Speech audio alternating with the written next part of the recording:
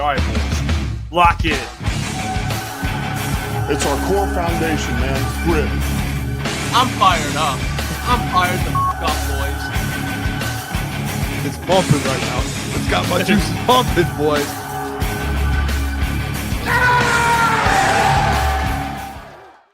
Good morning, everyone. Saturday mornings with Crunch Time Sports. I am Caleb Czarnik. I'm here with my good friend, Michael Gentry. Gentry, a lot to get to today. We got we could talk wings a little bit. We had the Pistons first two games, big win yesterday against Houston. We have the Chauncey Billups situation, if that's something you wanted to get into. Look, doing this, I try to stay away from things I don't fully understand that can get me in trouble, talking about it. The Chauncey Billups thing is one of those things. But from my understanding, Mike, he was playing like illegal poker where he was allegedly, of course. Yes. And with the mob. It's like cheating, rigging games, basically. Like, you've seen the glasses, right, Caleb? Yes, I have seen the glasses. That is crazy. Caleb, I may or may not have seen you wearing those glasses before. Okay, well, now, Mike, it's okay. So I'm trying to have a great Saturday morning, and I'm going to break this down for you guys. I'm trying to have a great Saturday morning, and Jeff is trying to get me in trouble with the mob. So that's the way we're going to start the show. But, dude, I saw, like, Kevin Garnett was one of the people there. Yeah. I was seeing pictures Damon Jones. Damon Jones, they just released that what did he do? He would know when LeBron James would be out. Yeah. And he'd tip people off and say, before the injury report came out, he said, hey, LeBron's going to be out this game. Now, was Chauncey Billups, are they saying he did that too with like Damian Lillard and guys like that? Well, it wasn't Dame because they didn't have him at the time, but that was 5 years ago. They had him. Well, I think in the story it was from last year, to be honest. I could be wrong, but I do know that they took people out within like the last 5 minutes of like a 2-point game and then never put them back in, their best players at the time. I don't think it was Dame, but either way, it's like They must have did that with Donovan Clingan last night when I needed 2 more rebounds out of him in my parlay, and they took him out with 3 minutes left in the game. But yeah, Mike, hey, great. Look, I know you're a ginormous Kevin Durant fan. You like Kevin Durant more than you like the Detroit Pistons. So I know you're probably not happy the Pistons won yesterday. Well, first of all, let me get to this. Weezy D, what up? Oh, go ahead, Mike. I personally, that is not true. I don't like Kevin Durant more than I like the Pistons. He is my favorite player, but Caleb, he went crazy. He had 37, but a lot of them were coming off of free throws that may have not been earned towards the end. But all in all, the Pistons played a good game, and they were battling against the refs. So, I mean, we'll get more into it. Mike, let me ask you this about the Rockets first. I know Fred VanVleet is out, and he's a great player, but doesn't it seem – and that piece might be Fred VanVleet. It probably is. But doesn't it seem like the Rockets are like missing like maybe like 2 more guys, even though that roster is like so talented with like Jabari Smith, KD, Sengun has had a good game yesterday, a fantastic game 1. Doesn't it just seem like they're just missing, something outside of VanVleet too? Yeah, I mean, I think they kind of expected Reed Shepherd to kind of play more of that point guard role, which I don't think that's him. I think he's more of a, sit in the side shooter guy rather than create his plays and create plays for the offense. So Fred VanVleet is definitely that big missing part. They definitely need a point guard. They can't have Sengun and KD bringing up the ball and then like setting up the pick and roll at the top. It just doesn't spread the floor nice with their offense. But to your point, they added so many guys on their bench this offseason, and so many guys are, newer players for them. You think they would have kind of expected this somewhat for that second unit to have another ball handler in there, even though you do have Amen who can handle the ball an extensive amount and Reed Shepherd. But how much can they distribute it is really, the question there. Yeah, Amen can't be your point guard. Amen is phenomenal. Didn't have the greatest game yesterday, but he can't be your point guard. This kind of goes to the next conversation I want to have with you, Mike, about the Pistons, and obviously fantastic win yesterday. I mean, that, like you said, they fought the refs. They lose Duren, they lose Holland, they lose Stu. Can we talk about that? Doesn't play. What was that? Jalen Duren. Okay, I sent a text in our group chat yesterday, and look, I've tweeted out a lot of times before, and I see Weezy D said it right here. Paul Reed and Stu are better than Duren. He's pushing the narrative. He's going to start pushing the narrative. Look, guys, and we're going to have Flannel on in like 10 minutes, and we're going to have Sean Murphy on later in the show. So Duren's a player I want to get into with them because I think he's a very interesting player. I tweeted this out. He has all of the tools to be a fantastic player on both ends of the floor. I mean, his athleticism and his size have the makings of a really good rim protector with the ability to not be a liability in, on switches. And then on the offensive end, he's a freak athlete. I think he could be more than a lob threat for Cade. I think he could, put the ball on the floor a little bit. But every fucking game, this man, 4 minutes into the game is in foul trouble. I know he's 20, Mike, he's 21 years old, right? And I'm getting to the age, I'm 23, where I'm watching players younger than me, and it's really freaking me out. I'm going to say that.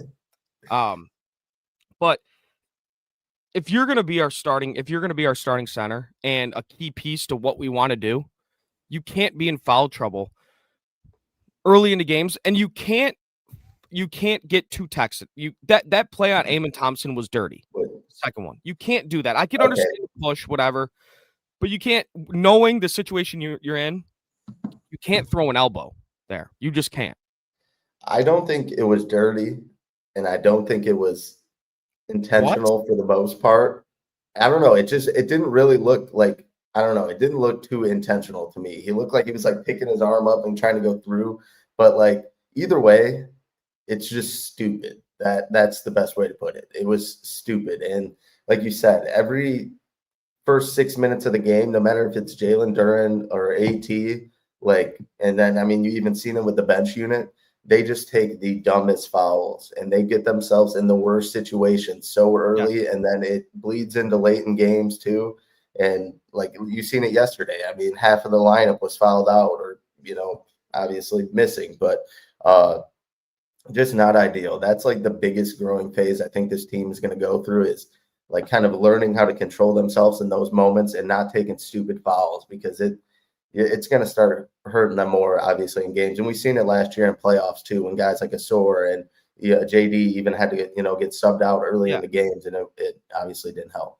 Well, Xavier D says it here. How are you not going to be in foul trouble how are you not going to be in foul trouble where the refs called 48 fouls on your team?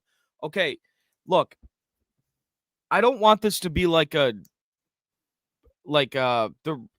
and Booner talked about it last Friday in the show, and it didn't get a good response, but I don't want this to be like the refs are out to get Detroit thing, because, Mike, you just said it, like, Ron Holland commits, and Ron Holland has had a fantastic 2 games so far. We'll get into him a little bit. Ron Holland commits, not smart fouls. Duren commits dumb fouls. Stu, I can understand Stu because he's going to contest every single shot. Yeah. Cade commits dumb fouls. I mean, these guys just need to learn, and it's not necessarily. It's kind of just playing defense without fouling. Like it was a problem last year, and the turnovers and the fouls were a big issue last year. And they've continued to be a problem this year, which is frustrating, but nonetheless, it was a fantastic win for the Pistons. I want to bring up this comment by Chuck Brewer because honestly, I was kind of mind blown when this had happened. Yeah, this was crazy. I had no idea what was actually going on because I was like in a bar watching and the sound wasn't on, and I had no idea. Like I was so confused that they actually called that. Mind blown. So Amon fouled. It didn't end up mattering, but Amon fouled him, and they didn't call it. And then, it was like a late flag. Amon fouled him, and then Cade got away from him a little bit, and then they blew the whistle. And everybody's like, yo, what? I mean, what was that? That was, what are we doing here? which was a little bizarre, but didn't end up mattering.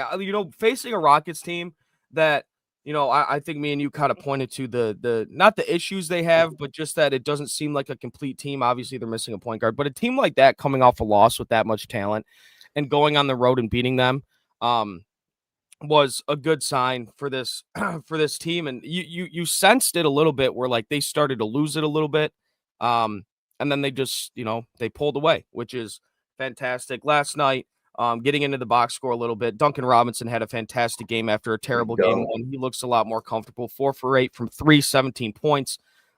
Cade Cunningham shot 7 for 16 from the field, 3 for 8 from 3, 21 points, 7 rebounds, 9 assists. He's flirted with a triple-double both of his games this year. Asar Thompson, who through 2 games is averaging 15 points, 5.5 assists, and 5 rebounds, dropped 19 points, 2 rebounds, 4 assists. And then obviously the main story from yesterday, Paul Reed, 13 points, 9 rebounds, and assists. Man, what a ginormous performance from Paul Reed. I mean, we talked about it, Mike. You lose Ron Holland, you lose Isaiah Stewart, you lose Jalen Duren, and Paul Reed goes out there and plays 19 fantastic minutes for you. And the thing with Paul Reed, man, which you kind of got to give and take with him, is he's going to make 2 really high-level basketball plays, and then the next possession he's going to make the dumbest play you've ever seen, maybe ever in the history of NBA basketball.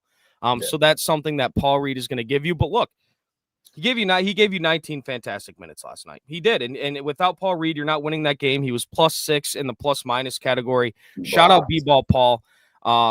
He looked great. He looked not great, but he looked good on defense as well. Shout out Paul Reed. You're not winning that basketball game without B-Ball Paul, Mike. And I don't think I was going to say that ever in maybe Pistons history, that you weren't going to win that game without Paul Reed. No, absolutely not. And I did kind of want to talk about something, Caleb, not to poo-poo. Obviously, Cade was a little rough with the ball in his hands at points in that game. He had about eight turnovers. If you count the alley-oops and random stuff that went the other way, it's probably like 14, to be honest. Obviously, Karis LeVert missed this game too, so that's like kind of your secondary ball handler coming off the bench. Does that kind of worry you with Ivy being out? Obviously, we've seen Karis LeVert that first game. We don't really know how long this injury is going to last or how long he's missing for that point, but does it kind of worry you not having another primary ball handler right now? I mean, I guess you have a Sore, but him and Cade are sharing the floor most of the time, but in the midst of this, I mean, you do have Karis LeVert, hopefully when he comes back. But are you okay with that in the meantime until obviously Jaden Ivey comes back, or they mix Marcus Sasser in someone? When Marcus Sasser, I'm a Marcus Sasser guy, and it seems like this regime with JB and Langdon, they aren't the biggest Sasser, fans. Am I concerned? A little bit, yeah, because, I mean, like you said, coming off the bench, that second unit doesn't have a guy that's able to facilitate and really run an offense. They tried it with Asar a little bit yesterday. Wasn't working. I mean, it wasn't as effective as, with Cade on the floor, obviously. But, I mean, I'd like to see Dennis Jenkins get a little more run. I believe he had 5 minutes yesterday. I like to see him play a little bit more. And, look, Chaz Lanier is a guy that I know we drafted him kind of to be the softball shooter, but this guy can handle the ball, and I think his court vision is something that's very underrated. So Chaz Lanier is going to get a little bit of run too, I think, being that ball handler in the second unit. As crazy as that sounds, I'm telling you, this guy could play on the ball too. I really like Chaz Lanier, but I'm concerned. Yeah, because, I mean, every team, a backup point guard is a pretty important position. Having your star player come off the court, and you need a guy to keep the offense maintained and being able to run the offense. So, yeah, I'd like to see a guy like Sasser or Lanier and Jenkins really step up as that guy, the secondary ball handler off the bench before Ivy comes back, for sure. But, Mike, we got a special guest here. And I think this is a perfect day to have him on. Pistons, 2 games in, and we got a rivalry game tonight, Michigan and Michigan State. We got ourselves a Michigan fan right here and one of the best in the business. Everybody give it up for your boy, Flannel Sam. Flannel. Hey. Flannel, it's a pleasure as always. It's a pleasure as always. You deserve the middle, Flannel. Oh, thank you so much. And obviously, Caleb, it's great to see you, but I haven't seen Gentry in a long time. So It's an absolute treat getting to work with both of you guys today. Yes. Flannel, likewise. I was so excited when Caleb finally said you were coming on finally when I'm here. So, and what a better day to have you on rather than Michigan State Day. We could talk about the big game tonight. So good to see you, man. We'll get into that to start because look, Flannel, I don't know if you know this about me. I am not a Michigan or Michigan State fan. Never really picked a side, honestly. And I honestly, I'm just going to be completely honest. Both fan bases piss me off quite a bit. I would say more, and I live with 2 Michigan State fans. So it gets a little aggravating sometimes the way they talk about Aiden Childs being this Heisman type quarterback still, whatever. It just both fan bases just aggravate me a little bit. But rivalry game today. Flannel, can we call this a rivalry anymore at this point? I mean, when you look at Michigan State on the schedule, do you get, as a Michigan fan, do you get up for this game? Or is it just another game at this point? I mean, these teams, Michigan is just much better than this Michigan State team. I do still get up for it because I'll tell you what, as a Michigan fan, losing to Michigan State is absolutely awful. It's worse than losing to Ohio State because the fans are so obnoxious. They're so annoying. They'll take, their deserved victory lap if they end up getting wins over Michigan. And you've seen too many cases where Michigan State teams who aren't as talented, like 2017, for example, or even 2020 or 2021 minus Kenneth Walker, of course, really ruined things for Michigan in some ways. I get 2020, they were both bad, but at the end of the day, it's just Michigan State. They're going to get up for this game. They're going to want to try to spoil things for Michigan. And in the case of this game today, Michigan really is in a must-win for the rest of the year. They have to go at the very least into Ohio State 9-2, and then you have to win that game in order to make the college football playoffs. So Michigan State, even though they're absolute poverty right now, they're staring down their 4th straight season in a row without a bowl game, they can ruin things for Michigan, and they've got some things that I think are of concern. Even though they're a bad team, I really, as a Michigan fan, I respect what Aiden Childs, Nick Marsh, and Omari Kelly can bring to the table, and I do think they're going to be able to make some plays in the passing game. That's really the only aspect of Michigan State's game that concerns me. However, I think all those guys are really talented, especially Nick Marsh, and a dynamic passing game can put up a lot of points and a lot of points in a hurry. I still think Michigan will win this game. They have to win this game, but a little concerned with Michigan State's passing attack. Yeah. And that's kind of what I was just going to talk to you about. What are your more keys for Michigan offensively? Because you kind of just nailed defensively. Kind of Aiden Childs, he has been playing well. For the most part, the offensive line doesn't really give them much help there. And like you said, Nick Marsh is a superstar in his own. But what does the Michigan offense need to do today? Are we going to see Justice Haynes back? What do you think they need to do today to kind of go into EL and just quiet everyone? Well, I think that you might see, because nobody really knew that these guys were going to be out for sure until the day of the game. You might see Justice Haynes back. You might see Marlon Klein back, even though guys like Jordan Marshall and Zach Marshall performed well in their absences. I would like to see those guys back. I would love to see Michigan, more so than anything, just destroy State on the ground. We've seen Justice Haynes when he's been healthy. He's been one of the best backs in the country. We know that Jordan Marshall, and he showed that against a good Washington team, is one of the better RB2s in the country and could be an RB1 on a lot of lesser teams. And I actually think, and I want to be very clear about this, speedy recovery, really sad to see what happened to Evan Link. I think Blake Frazier at tackle could end up being an upgrade. I really do. I think we saw it in the Washington game. Hopefully we see it against Michigan State. And of course, I don't know if it's the elephant in the room, it's the obvious answer. Bryce Underwood is continuing to get better. I would like to see a big Bryce Underwood game. You saw it against Washington. He had his best game of his life. And despite those numbers, I think he was 21 for 27. There were a few really, really bad drops that could have made his numbers even better. And I think Bryce Underwood overall, considering the fact that he's a true freshman, has lived up to the hype. I don't think anybody could have realistically expected like Heisman numbers or anything like that. But as a true freshman, we've seen consistent development in some damn good games and some throws that he's been making, especially that one off of his back foot, I think, to Zach Marshall. That was just insane. Big game for Bryce Underwood. Flannel, let me ask you this.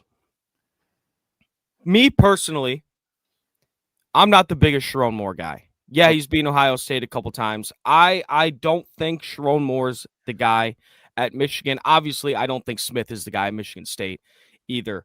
Do you think this is sort of like and I'm not saying that Smith's seat already isn't hot, but do you think this is like a hot seat game? Whatever coach loses this game, their seat gets, scorching hot. Whoever loses this game, either Smith or Sharon Moore? 100% yes, especially in the case of Jonathan Smith. I think if let's just say MSU does what we think is very possible, plays this home game against Michigan and gets body bagged, I think Jonathan Smith has officially lost the fan base and probably officially lost the team, and his days are numbered. Hell, he might get fired mid-season. In the case of Sharon Moore, like last season, I know they had no quarterback, but they had too much talent to be a 5-loss team. And then to follow that up with a second consecutive year of no playoffs following a national championship, that's just not acceptable. And we've seen cases of Sharon Moore botching in-game clock management situations and timeouts, particularly the Indiana game last year. That was actually very winnable for them. We've seen the offense and the team at time get a little bogged down unnecessarily, I think, at times, really get off to some slow starts. Like even last week against Washington, it was a 7-7 game at halftime, and I wasn't feeling very optimistic. We've seen that too much from Sharon Moore, some disturbing trends.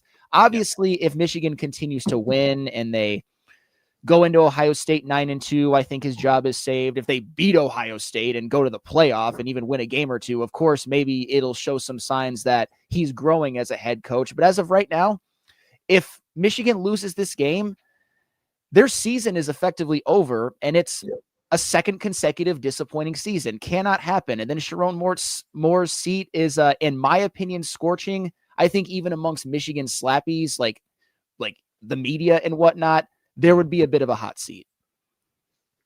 No, I agree with you. Caleb, in Flannel, last thing on this game, can we just get your score prediction? The spread currently is at 13.5, and then we'll move on to the Pistons. I'm going to go Michigan 31, MSU 20. Going to be a little bit too close for comfort. Michigan pulls away at the end. I like that. I forgot who it was in the group chat yesterday. I think it was maybe Brady or someone in the group chat said yesterday it's going to be like a 7-7 game after the first quarter. Might even be a 14-14 game going into the second quarter. Then I think Michigan's going to pull away. But 13.5, that seems a little big for a rivalry game. I'm not going to lie, especially in East Lansing. On the road, on the road. On the road, I guess you could call it. But I'm interested to see how Bryce Underwood plays in this rivalry game. And one thing I want to say too is that, and a lot of people have been talking about it in college football, that rivalries are almost dying because of the whole NIL thing. But I think when you have a guy like Bryce Underwood under center who grew up in Michigan and kind of knows the magnitude of this rivalry, I think that's really a benefit for the Wolverines. So I hope Bryce Underwood goes out and balls. I'm a Bryce Underwood guy. I hope he goes out and has a fantastic game today. But Flannel, Pistons 2 game into the season, they're 1-1, a great win yesterday against Houston. Kind of what are your overall expectations for this Pistons team? Do you see this team going farther in the playoffs, or do you just want to see some internal growth from this team and you'll be satisfied? Well, I think you'd like to see them go farther in the playoffs. If they don't, I think this season is going to ultimately end up being a failure. I'd also like them to win more regular season games than 44. And to be honest, I think with what the Pistons were able to do last night in Houston, I can talk about them more positively. Nobody's happy with what happened in the opening game at Chicago, but they were able to go into Houston and get a win last night. And you saw some pretty wild occurrences, the most wild occurrence of them all, and you guys touched on it.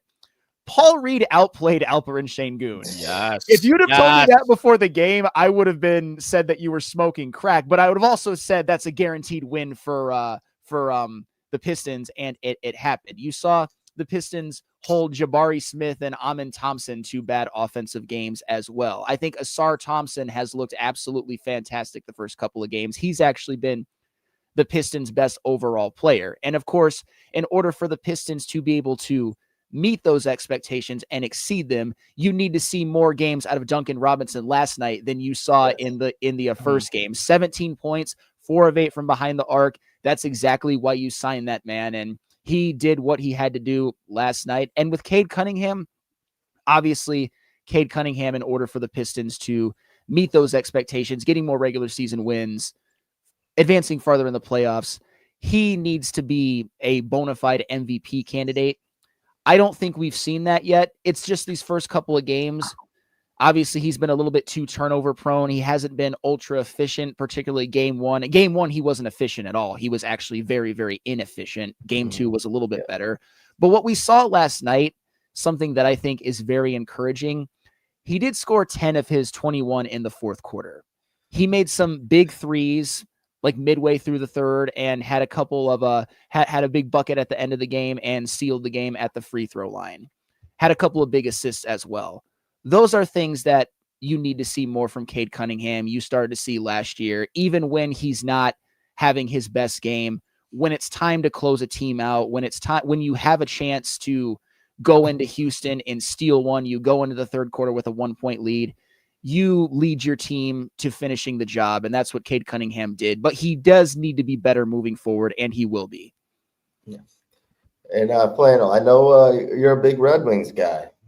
They started off pretty hot, obviously first game, not so much, win 5 in a row, and now they've dropped 2 straight. They play the Blues today, Edmonton tomorrow. Just kind of your takeaways on them through 8 games or so. I'll be honest. I think that stretch with those big wins against, Toronto, Tampa, Florida, Edmonton, that's a little bit of fool's gold. I still don't see this as a playoff team. I don't think they did enough. I think they're asking too much of some of the really, really young guys like the baby Red Wings, like ASP and MBN, because they're true rookies. You can't, they might be impact players. ASP might be Lane Hudson, probably won't be. I don't see Lane Hudson at all from him to start out with, but obviously we have to temper expectations a bit. Dylan Larkin's been fantastic. He's actually looked like a 1C, but you're asking a lot of Emmett Finney being on your first line. That's not super ideal. And also, I don't know what you think, Mike. I think it's actually pretty obvious, but I'm kind of curious to see your thoughts on it or hear your thoughts on it. I need more from Marco Kasper. I think he's been probably the Red Wings' most disappointing player to start the season. I expected a big leap. Haven't that. It's still early, but what do you think about Marco Kasper? No, I would say that too. Only having 1 point through 8 games thus far. You could say maybe like the line changes because they did develop some chemistry with him, DeBrincat and Kane, and then Kane missing time. And I mean, DeBrincat, even though he's lit up the score sheet assist-wise and whatnot, he's done well in the power play, still yet to score a goal. Yeah. So, I mean, there is factors into it, but ultimately I think he's like a -6 on the ice right now too, and plus-minus. So, him being that kind of player that's more aggressive, he is more defensively, more two-way kind of guy. You wish that those look better. So, no, I don't mind that. And I'm a Marco guy, and I'm sure Jeff's watching, and he's probably laughing at me. But, yeah, no, I agree with that. No, but because Marco Kasper, he showed it last year. I thought that his season was overall a big success, and I expect more. But the good news is that the Red Wings, despite the fact that I think it's a little bit of fool's gold, they are 5-3 with Marco Kasper really not doing a whole lot. And you think that ASP and MBN are going to be better, and DeBrincat's going to eventually start scoring goals, and Raymond is going to pick it up a bit. He's missed a couple of games. He's a point a game. I still don't think that this Red Wings team is a playoff team. They're going too far. And I'm not saying it's necessarily like a terrible strategy, but if you're talking about them being a playoff team, there's too much into the youth movement, too many variables. Don't know what MBN and ASP are going to be as true rookies. Still don't think they're a playoff team. And I think that's a massive failure if they're not by now, but unfortunately it's what I think. Yeah, I mean, it definitely could be that way. I think one thing with this roster is I think maybe you could be right as far as the youth movement goes and putting them in spots, I guess you could say, too early. Maybe they could be playing less minutes, a line back or whatever it may be. But this roster does have ability to move some of these contracts at the deadline to where in past years I don't think it was as possible. So who knows? We'll see when that time comes if Steve actually wants to make a move this year, but they could do it this year. So we'll see. And one quick thing that I'm also disappointed in overall, I hate the fact that Mo Sider's first pairing is with Ben Sherratt still. I didn't think there was a chance in hell that was going to happen, and there they are again.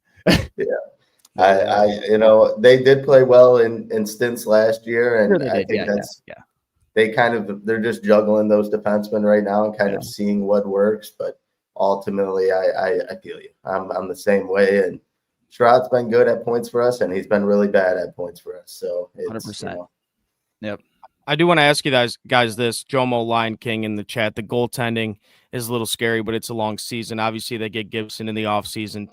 Talbot, I believe, is 38 years old. Is that a correct thing? Yes. How do you guys feel about the goaltending so far this year?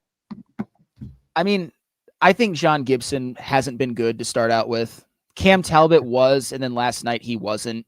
They both have save percentages under 900. I expect that if John Gibson can stay healthy, he will be fine.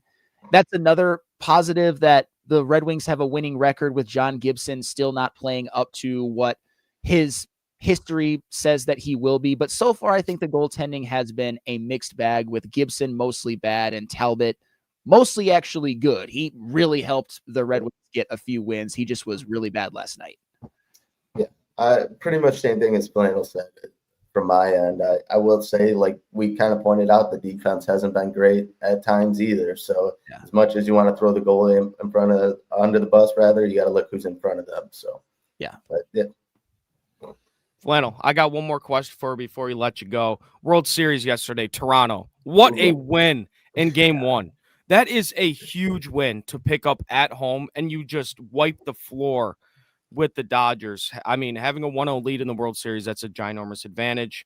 However, the Dodgers, they're a super team once again. Shohei Ohtani is unbelievable. What do you kind of make of this series? Do you think it's how many games do you think this series will go, and who's the winner? I still think the Dodgers are going to win the series, but man, you want to talk about giving your team and your city just a jolt. I believe it was the 5th or 6th inning, 9 runs. Are you kidding me? You saw Addison Barger hit a pinch hit grand slam, big home run from Dalton Varsho, big home run from Alejandro Kirk. It was just, the Blue Jays, I think people forget about them. Obviously, the Dodgers are seen as the super team, and our last memory of Ohtani before last night was the 3-home run game with the 6-inning shutout. But the Blue Jays, they've got a squad, and as long as they can pitch decently, which they did well enough last night, and especially getting out of some trouble early on when the Dodgers could have really broke it open, the Blue Jays will make this a series. I think the Dodgers ultimately win in 6, but the Dodgers are on the ropes. They're feeling the pressure. I think tonight they're going to win, but it's pretty much a must-win game for them. I get it. Losing 2 on the road isn't the worst thing in the world, and the Dodgers are obviously capable of winning 4 out of 5 in a stretch. But man, did the Blue Jays, they gave themselves that jolt last night with that inning, and they feel like they can win this World Series. Win it for the Blue Jays for the first time since 93. Yeah, I mean, I think it's going to be an electric series. I think it's Yamamoto, Gausman in Game 2. That's going to be a phenomenal game. I mean, Flannel. You know what? I'm going to ask you this. Booner's asking about it in the chat. Your backdrop, the books. They real books, Flannel? They're not real books. They're not real books. It is a backdrop. Leave it to Booner. I mean, come on, Booner. Yeah. Booner didn't want to believe they were fake books, but he's not. I mean, the problem is that I've told Booner this. I've made this very clear on the show, but to be fair, I kind of had some laptop issues and had to cancel on them last minute this week, and I feel bad about that. So you guys can razz me all you want. I've earned this one. Flannel, I'm not here to razz you, brother. I'm not here to razz you on this fantastic Saturday morning. I'm not here to razz. You showed up at 9 a.m. for us. We no razzling here. Oh, it was my pleasure. It's all good. Yeah. We're on the same team today, Flannel. We may have to send out some stressful text messages to each other later if things are going bad. So yeah. Oh my God. I'm not going to enjoy a single second of this game. And that's the worst part. I hate Michigan State so much, like so much. One of my worst fears is having them have a year of bragging rights. It just, I can't even imagine it. But you know what? I just got to face it. I'm going to be the same Flannel Sam no matter what. It's not going to change my life that much, but it'll always be lingering in my head. But Michigan's going to win. They have to. It would be a disaster. He just doesn't even want to think about it. They have to. Oh, man. Oh, dude. All right. Well, Flannel Sam, it's always a pleasure to have you on, man. I mean, for your sake, I'm hoping Michigan gets it done today. But, you know, anything can happen, you know, and they say any given Saturday, Flannel. So, yeah, we're, you know. But Flannel Sam, it's always a pleasure to have you on. Thank you for coming on. This Flannel, you're the GOAT. Thank you. Thank you guys. Have a great rest of your show. Yes, sir. Peace out, Flannel. Flannel Sam. He's the man, dude. Dude, I think I'm gonna root for Michigan because of Flannel. I think I'm gonna do it. I didn't know what side I was gonna pick today. I didn't know. Oh, hey, Booner, what is Booner? What? Okay, here's the thing, and we're gonna talk allegedly here. Booner wants to know, can we get Flannel's statement on the poker games? Is he involved? Booner, you scared him away. Did you see how fast he left? Booner, you were razzing him. Yeah.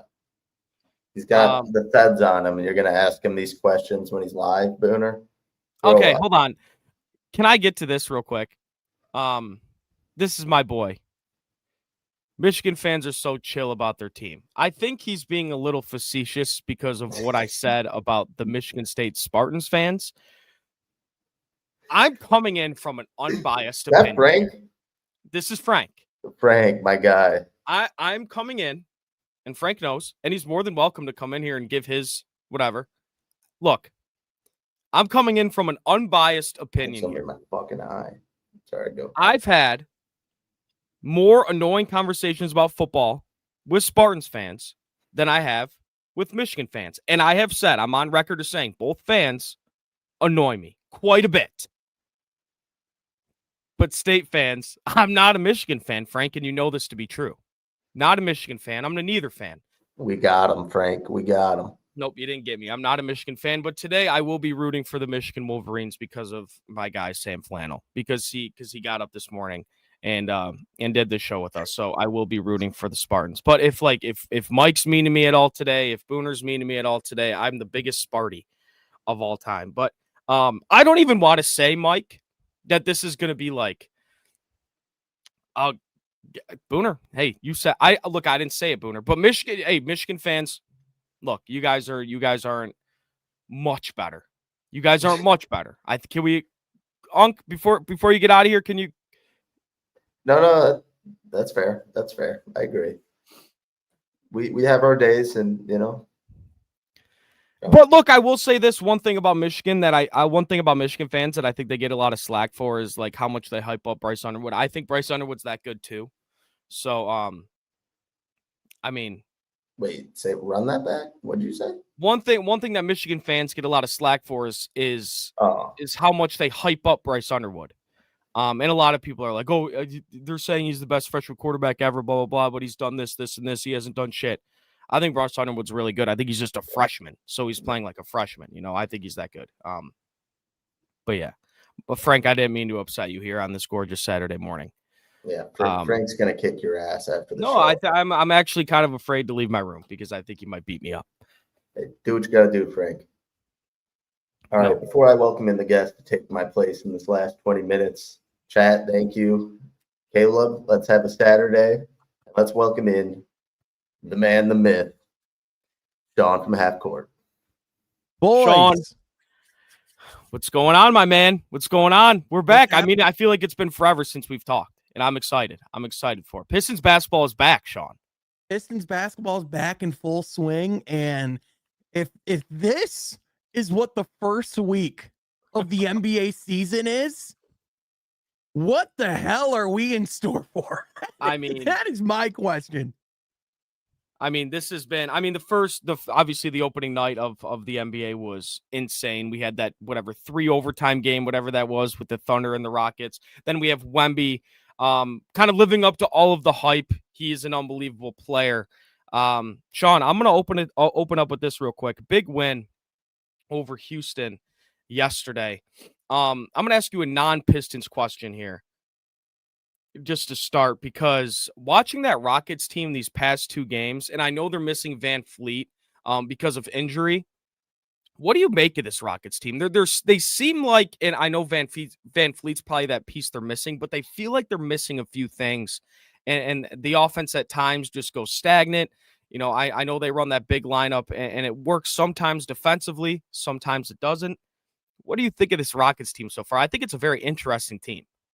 Yeah, there's a lot to like as far as the potential and what this team can be in the future. I mean, they have 4 guys in their starting lineup is currently constructed who are 6'10" and over. So this is one of, if not the tallest starting lineup I've ever seen. Yeah. But the problem is, and just kind of to, highlight and really just kind of summarize a lot of the issues that you stated that you've seen from the Houston Rockets, they don't have a point guard. And it shows. Like when you watch them, it's obvious that they don't have the guy who sets the table for them.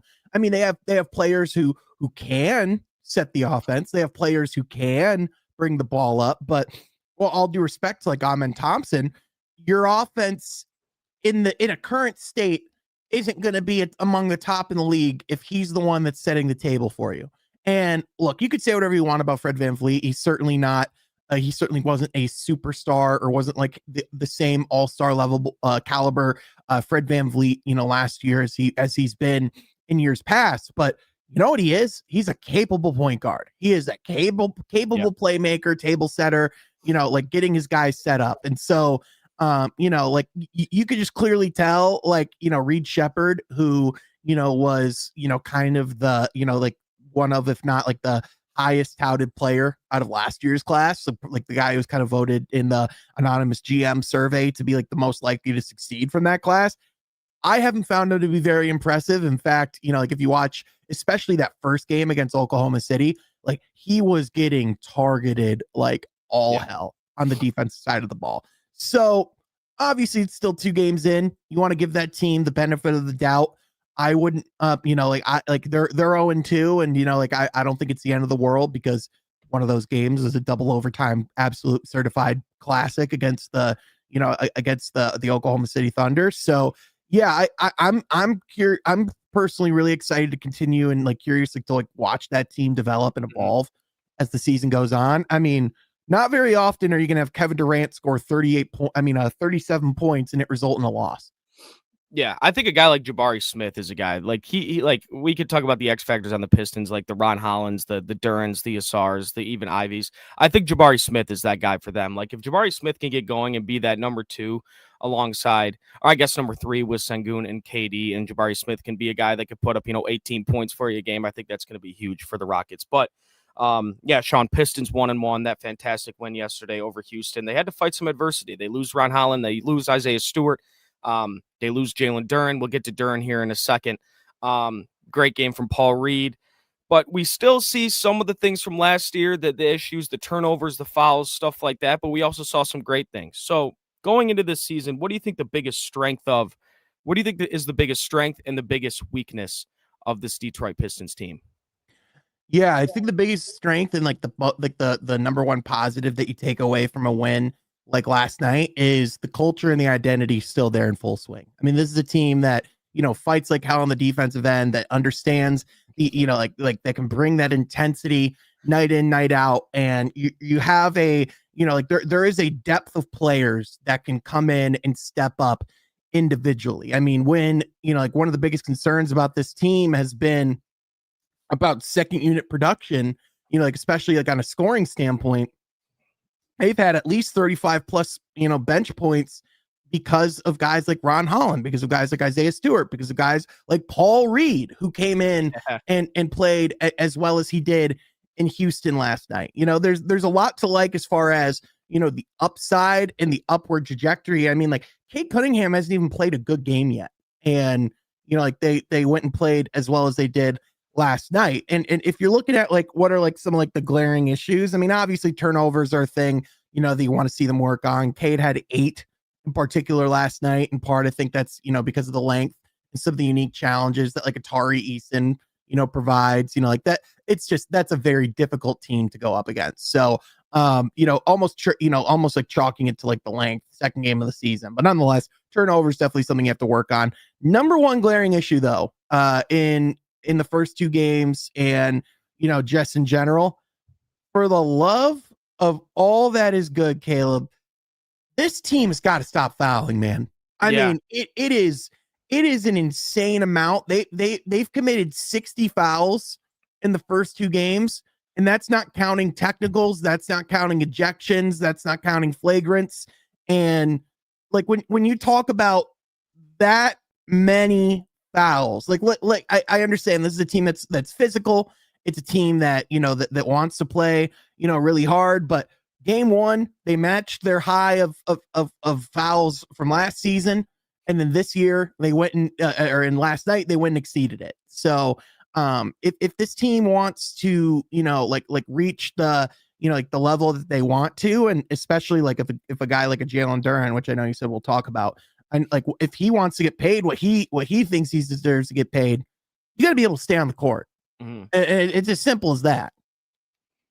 Yeah, I agree. And Sean, this is something that we've talked about so many times last year. Like, yeah, you could be physical, and I like that physical brand of basketball, but you have to do it effectively. Like, it's a different game nowadays. Like, if you're going to be physical, you have to do it in a smart way, and the Pistons just don't do that. You get, and I hate to use the word dumb, but a lot of the times they're dumb. You get dumb fouls from Ron, you get dumb fouls from Duren, like we saw last night.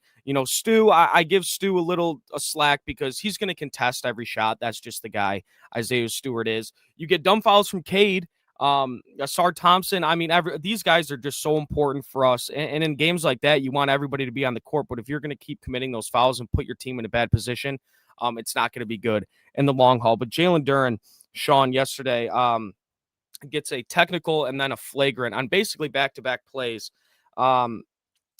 I tweeted this out. I think Jalen Duren is going to be the breakout player this year. I think we've just seen half of what he can do on the offensive end of the floor. Obviously, we know he's a fantastic lob threat to a guy like Cade Cunningham, but I think he has the ability to kind of put the ball on the floor against slower defenders and get to the hoop. I think his passing ability is extremely underrated, especially on those short rolls, and then he finds Asar Thompson on those cuts. That worked phenomenally in the playoff series against the Knicks. And on defense, I mean, Jalen Duren has all the makings of a fantastic rim protector with his size, strength, and athleticism. What kind of leap do you see from Jalen Duren this year? Of course, if he keeps these, keeps the fouls to a minimum. Yeah, Jalen Duren's already, this is already season 4 for him, and he's not even 22 years old yet.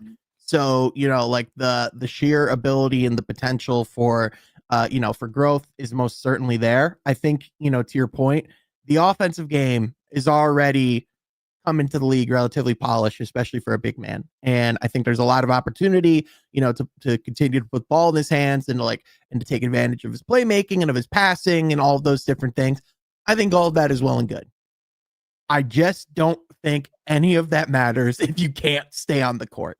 And, it's one of those things where when Jalen Duren has come out in years past and by his own admission came out on some soft to start the season, like his words, not mine. And we see him kind of come out and I'm not saying he was soft in these first 2 games, but that certainly wasn't a good foul last night in Houston. You could say whatever you want about whether or not the swim move that he was trying to make on Amen was intentional or not. But one thing we do know is it was only 10 minutes in game action removed from when he got the technical foul.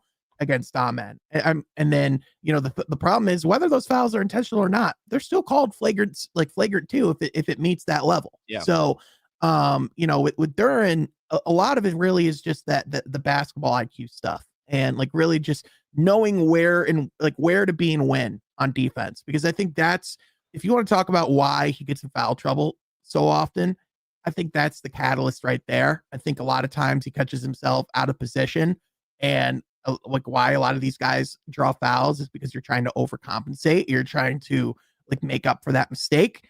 And Duren, a lot of times he's not in the right position. He gets baited on switches, or gets too it's too focused on the ball, which, don't get me wrong, yeah, you want to keep your eye on the ball, but at the same time, you gotta know where your man is. You gotta know where, you gotta know where you're gonna be.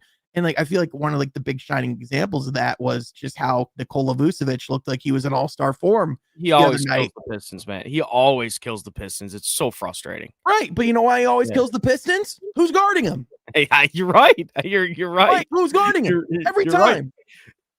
You're right. I mean, it's Duren. Yeah, because whenever Jalen Duren's on him, Nikola Vucevic is able to set his shot, get his feet set, warm up his coffee, talk to the family, wave at some friends at courtside, and when he's comfortable, take that shot. I mean, you are exactly right. And a lot of it, and I see this a lot with Asar Thompson too, for as good as a defender he is. There's a lot of times I feel like he's out of position as well, and that's why he commits a lot of those fouls. But yeah, Duren, a lot of it, like you alluded to, it's a lot of basketball IQ stuff. It's a lot of mental stuff. He's got to put himself in the correct position. And on offense, I believe he does that. I believe he's always in the right spot for Cade. But on defense, you got to clean that up, because if you want to be a center that can't shoot in this NBA, you got to be able to protect the rim. But that kind of leads me to my next question. So obviously reports came out that the Pistons weren't able to get a contract extension done with guys like Jaden Ivey and Jalen Duren prior to the season. What do you make of that? And do you think that they're kind of waiting on to see what these seasons look like for Duren and Ivey? Yeah, I think it's a product of a couple things, Caleb. For one, I think naturally you want as much time to evaluate and as much tape on file as you can have in order to make, that type of calculated decision. Especially, with Jaden Ivey. I know Trajan Langdon said the other day that the injury didn't really factor a whole lot into his decision making for the extension. But how can it not just a little bit? You know what I mean? That is something you want to almost know 100% for a fact that he's going to be able to come back and play at full strength. And I honestly think for Duren, even just with kind of a lot of the things that we're talking about, I think an extension on the table and having kind of that incentive to really go out there and to be at his best, I actually think that's good for him. It could potentially be, we've seen in years past where bigs, can come out and play really hard and do really well. And this is a turning point. It also could be, a DeAndre Ayton situation where he plays really hard to get paid, and then that's about it. I personally don't think it's going to be that, but I think it'll be a opportunity for him to grow. The other piece of it is just where the restricted free agency market is as a whole. The way things are set up this summer, this last summer, players had a really hard time making a market for themselves. I think there was only one offer sheet put on the table, and it was by Atlanta to a player who was it was a really small offer sheet and it was matched. So the reality of it is, in this current NBA, the restricted free agency market does not, unfortunately, hold much leverage for players. And so for the Pistons, they have nothing but, they have a lot of incentive to test out this market. Yep. I mean, there will be more teams with salary cap. I'm sure there will be some teams that are interested in their services, but this is a calculated risk, because even if the Pistons, decide that they want to keep these guys, they can just match whatever offer sheet comes in. Yeah. I mean, with guys because we saw Dyson Daniels, what did he just get? He got 25, something around there. Pretty much 4-year 120. Do you think Ivey makes a little less than that if he were to get an extension? If an extension were to get done before the season, if it did, do you think he would have got Ivey would have got somewhere in the realm of 23, something like that? Because he's not making Daniels money. Yeah, I think he would have gotten probably around 4 years, 80. something like that. Like I bet you they offered him around like 20-25 million, like at the very most of like what they could offer him. Reportedly, Duren wanted north of 30 million. So when you're talking about like what Duren wanted, like, and that again, that's part of like, if I sound harsh on Jalen Duren, like part of it is he wants to get paid north of $30 million. If you look at where that puts him, you know, like in the structure, like kind of like in the hierarchy of bigs, that puts him right next to Bam Adebayo. And if we're talking about that type of big, we have to start having different standards and we have to start having different conversations. And one of the comments I saw was you can't kind of play physical, and like that's true. Like you can you still want these guys to go out and play physical. And I'm not saying that you don't. And there's going to be fouls that come with that, and you live with it. But what I'm saying is you have to figure out how to play physical without going over the limit. And you have to figure out how to like play physical, but continue to keep your arms straight. No, like do the things that you know are like the key fundamental things that keep you from not drawing fouls. Like, and it's, you know, in a grand scheme of things, like this probably, you know, like if they get this fixed, this won't be a huge deal, because if you look at the teams that are right up there, and like in leaders of, you know, like in personal fouls, like as far as like teams that have played only 2 games, because the Warriors are number 1 at 3. I mean, like with 3 games played, so that's kind of cheating. But like the teams right next to the Pistons are like the Oklahoma City Thunder in personal fouls, like the Brooklyn Nets, the Timberwolves, the Celtics, like some of those, like with some of those teams there, it's like this could be nothing, you know, like they could overcome it. This is just like an early season issue that they can fix, and hopefully in like a month from now, we're talking about the Pistons being toward the top of the East. Yeah, it I also agree. though could be their biggest barrier to success this season. Yeah, it was an issue last year, but I'm hoping they clean it up. I mean, obviously through the first 2 games, they haven't cleaned it up. But I hopefully they could find a way to clean it up, and that starts with guys like Jalen Duren. But I do want to ask you this, and we saw a little bit of Jenkins yesterday, and we saw Asar kind of running the show in that second unit with the ball in his hands. But with Ivy out for, we'll call it, you know, 3-ish more weeks, do you see the Pistons just wait for him to come back, for him to be that, you know, secondary ball handler to Cade Cunningham? Or do you think they try to get a guy like Jenkins going, or, you know, when Sasser comes back for injury, get him going? Or do you maybe see Lanier get some more chances with the ball in his hands? Or do you think they just wait for Ivy to come back to solve that problem? Yeah, so Karis LeVert was someone they brought in to have like a pretty significant ball handling responsibility. I think in part kind of like with like some of the health stuff he's been dealing with, because he didn't really look 100% in Chicago. Like we just is still yet to see that. So I think that's going to be something that we're going to see. I also think in the interim, I still think Asar having that ball handling responsibility is something they really want to explore and to, you know, and to see this season. And I mean, if you watch the game in Houston, I mean, like rightfully so, he was awesome in Houston, and one could argue he's better than his brother. On top of that, like you look at the, you know, like some of the other players. I mean, like obviously, you know, like you want the ball in like a Cade Cunningham's hands as much as humanly possible, but you know, to allow, you know, like Asar to really go out there, get things set up. I think, you know, like especially like while they do have some injuries, like, you know, like I do think like Marcus Sasser, they're still going to want to see like how much of a point guard he can be. Like, and if he can develop that playmaking skill, I don't see them going out and acquiring another playmaker unless for whatever reason there's a catastrophic setback in Jaden Ivey's like recovery, which from all the sounds of it, like it sounds like he wasn't even in the operating room for 20 minutes, like for the type of procedure that he had. So like assuming that that the recovery's just fine, like this really should be something that, you know, I think they should be able to get him back in the fold and, you know, kind of get that figured out. I do think if they want to give anyone a shot, though, like before they make any significant moves, I do think giving Dennis Jenkins a run, it would behoove themselves and be a really good idea. That shot he hit in Houston last night, that was impressive, man. Big shot. To come in the fourth quarter when like you maybe played for a minute in this game, like coming in, like going into it, and to be left wide open on the road against a team that has legitimate aspirations to hit that shot, that takes cojones, man. It like does. like he has some real intangibles to be a solid NBA player.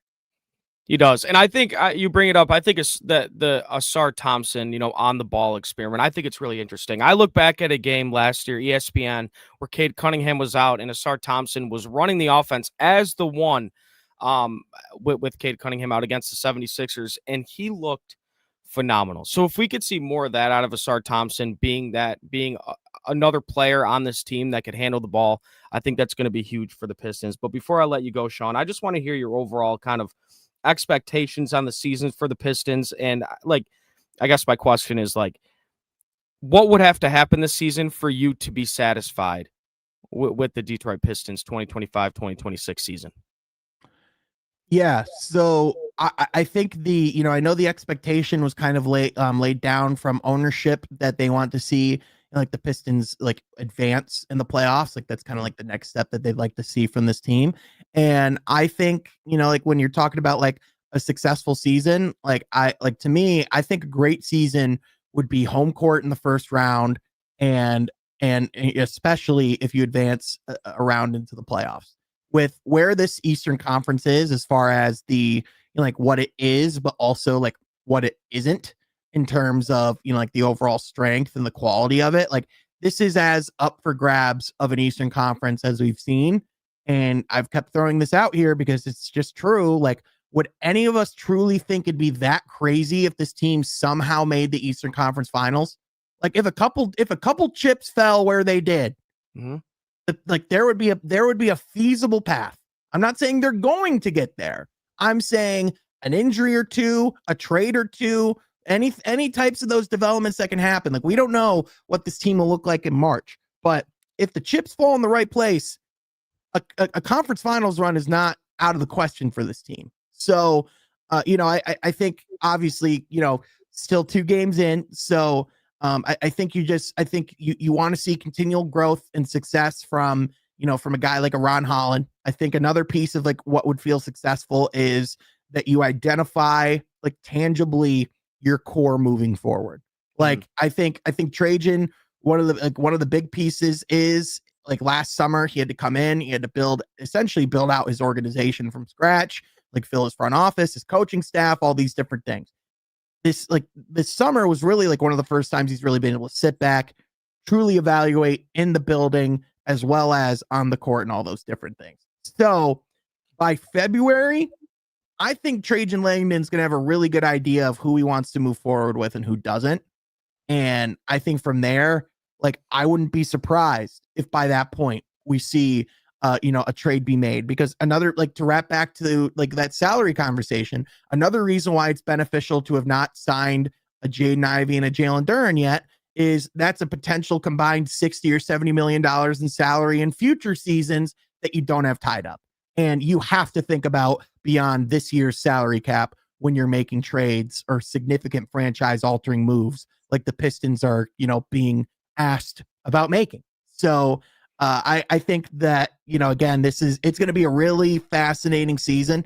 I'm interested to see, kind of where the chips fall and, especially with this current collective, how things do look. But I mean, again, the excuse is certainly not going to be the quality of competition in their way, because the East right now, I mean, again, there's some good teams, but overall it is as wide open as it's ever been.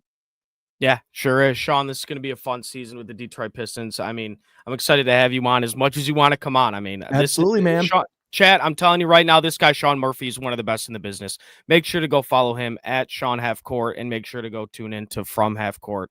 Sean, it was a pleasure having you, man. Thank you for coming on. Hey, Caleb, I always love coming on, man. Thanks for having me. Appreciate you as always, and looking forward to a great season, man. Yes, sir. Good to see you. Sean Murphy, he's the best. Well, guys, we got 10:05 here. I want to get to a couple of these things before I get out of here. Mike Reed, shout out, member for 18 months. What up, fellas? Go Pistons. Yes, sir. I see you got the Bryce Underwood profile picture. Hopefully they can get it done for you today. Let's see what else we got here. Booner, did Caleb ignore my chat again? This guy, man, I don't see what you said. I don't know what you wanted me to say, but that is my bad, I guess. He said I'm boycotting Saturday mornings. That's not very nice of you. Chuck Brewer said Holland is going to be nice. Yes, he's been very good these next 2 games. One thing I want to see from Ron Holland is him to kind of not necessarily slow his game down, because that's something that is an advantage for him. That he's an athletic player, but once the game starts to slow down for him, I think he's going to get even better. And his shot looks really damn good. We got another Ron Holland comment in here. Ron Holland might be my favorite players on the Pistons now. He's got Pistons DNA. Out of that draft last year, I think Ron Holland was the perfect fit for the Detroit Pistons and what they're trying to build in their organization. He's been really good this year through 2 games. Let's see, Detroit Pistons. Let's see. Chuck, again, if Ivy comes back healthy with LeVert, we will be okay. Yeah, absolutely. Right now it's a little bit weird because, you see when Cade gets off the floor, the offense kind of goes stagnant, but I don't know. We'll see with that. Well, everyone, I appreciate you guys for tuning in. Thank you to Flannel and Sean for coming on this morning. We're gonna have Sean on a ton, with Piston season and everything. I love talking the Pistons, so I think a lot of these shows going forward, I'm gonna be completely honest, are gonna be pretty Pistons centric. So I hope you guys like the Pistons talk. Obviously, we're gonna talk Lions, the Tigers, Red Wings as well. But I think it's gonna be pretty Pistons centric from now on. Live every Saturday, 9 a.m. If you're going to the Pistons game tomorrow, I think the fellows will be there. So come say what up if you see us. And guys, thank you for tuning in. And we'll see you next Saturday. Peace out.